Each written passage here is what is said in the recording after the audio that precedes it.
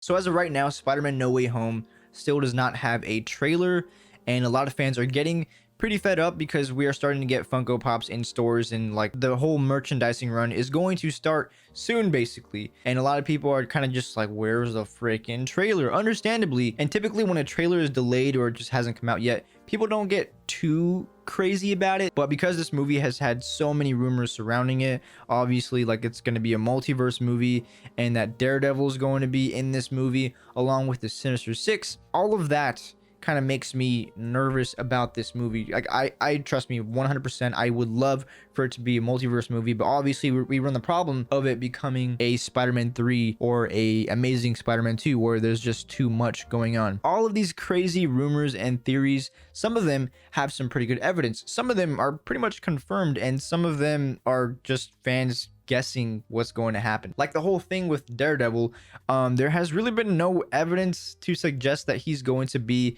in this movie. Originally it made more sense because Spider-Man was going to be on the run, so obviously he would need a lawyer. But now that we're having a multiverse centered movie, that whole Daredevil lawyer plot is kind of a lot to ask for this movie. That itself is a plot for a movie, but the fact that now we're getting Tobey Maguire, Andrew Garfield, and then all these Sinister Six from the previous movies combined, that's just a lot for this movie to handle. That's just too big of a plot to have Daredevil like as another side character. Now if he was just a cameo, that would make sense, that'd be cool, but I don't think that you could cameo a lawyer saving Peter Parker, if that makes sense. He needs a lot more screen time to make that whole subplot work. And fans have kind of just been learning about the movie through the merchandise. There's been some hot toys that pretty much reveal more details about the new Spider-Man suits, like the black and gold Spider-Man suit, which, spoiler, Doctor Strange is going to have something to do with that suit. One of my theories is that that suit is not necessarily going to be something that Doctor Strange gives Peter.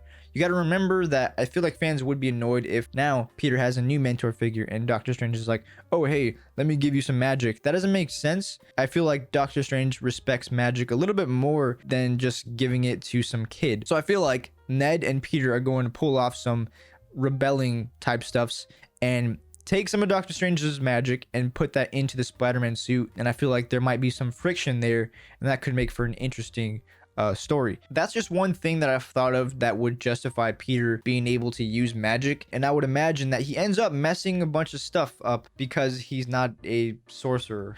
If this movie was 100% in Marvel's hands, I guarantee you we would probably already have a trailer. But because Sony still does own the Spider-Man film rights, they pretty much handle the marketing side of it. And the problem that I have with Sony is that they reveal too much in their trailers. So I would imagine that if I'm Marvel, I wouldn't want Sony to reveal too much in their trailers.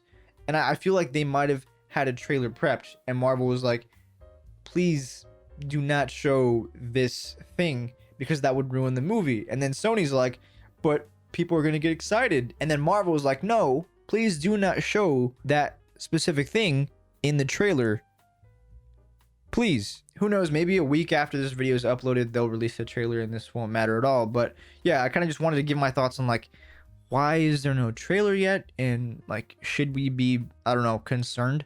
I don't think so. Marvel has creative control over this movie, so this movie can't be bad.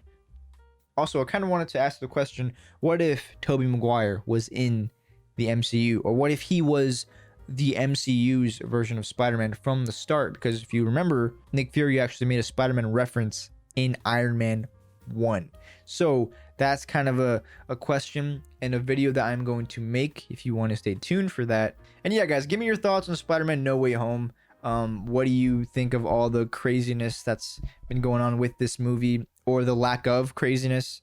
And yeah, that's enough out of me. I hope you guys enjoyed this video, and I will see you next time.